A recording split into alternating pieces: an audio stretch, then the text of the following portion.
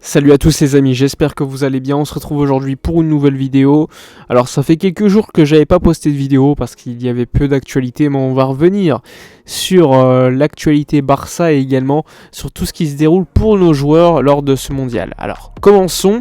Tout d'abord pour un débrief assez rapidement de ce qui se passe pour nos joueurs. On a vu Lewandowski a été éliminé avec la Pologne en 8ème de finale face à l'équipe de France avec un Dembélé très performant, un Koundé qui était titulaire et qui a un peu, on va dire, pas fait un grand match, qui a un peu déçu à ce poste de latéral droit, mais sinon très bonne nouvelle pour l'équipe de France qui s'est qualifiée.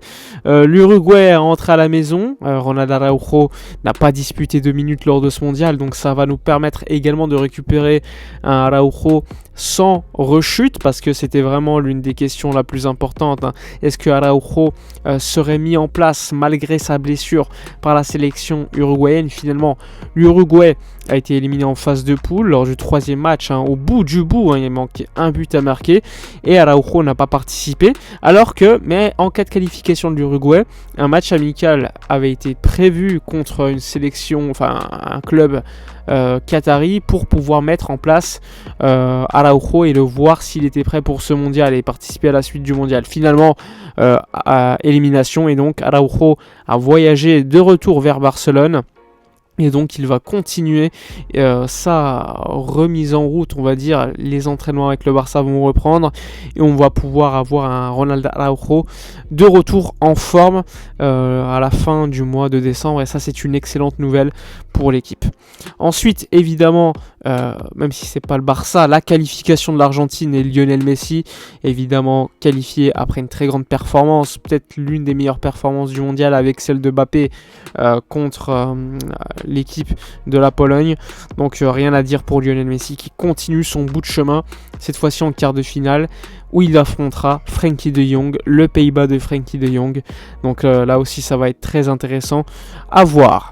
Donc beaucoup de plaisir. On va également suivre l'Espagne avec tous nos Catalans contre l'équipe du Maroc. Moi, en tant que Marocain, évidemment, il n'y a pas de doute, je veux que le Maroc se qualifie.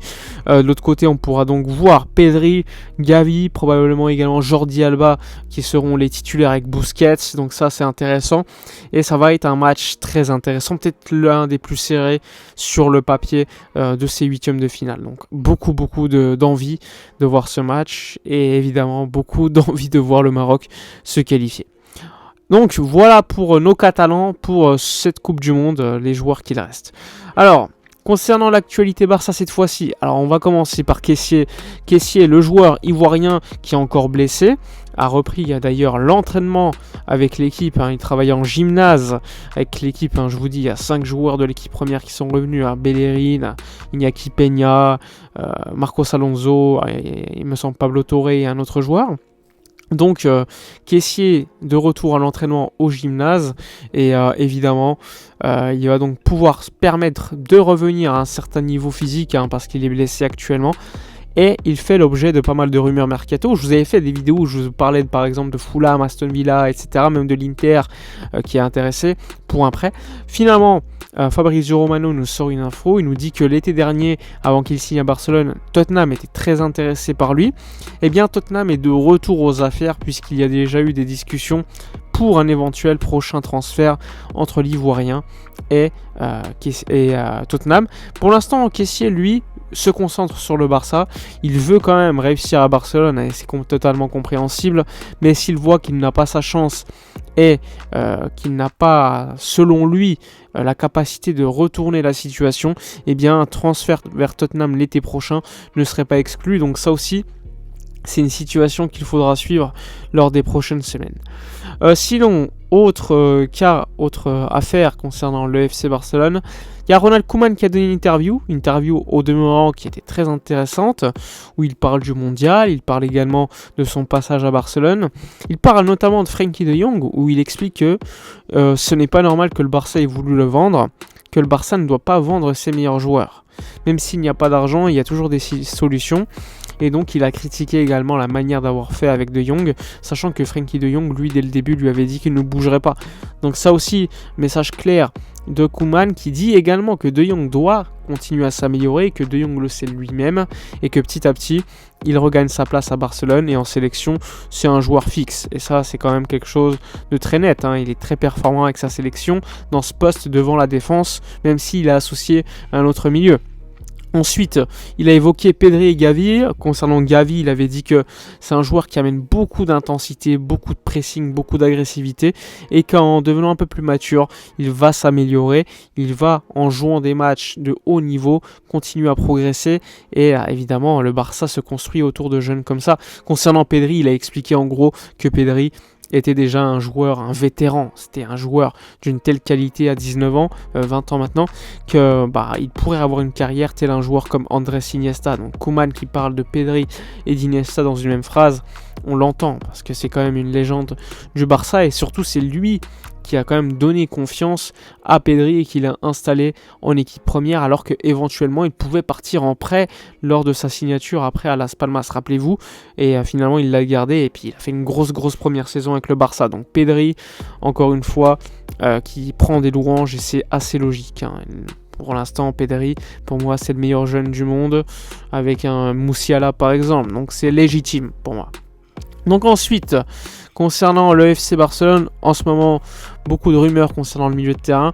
Busquets va vraisemblablement quitter le Barça en fin de saison, donc beaucoup de rumeurs concernant les milieux.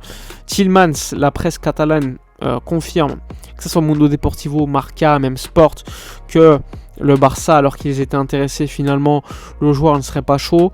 Donc le Barça a éventuellement annulé une potentielle opération avec le Belge. Personnellement, j'en suis content.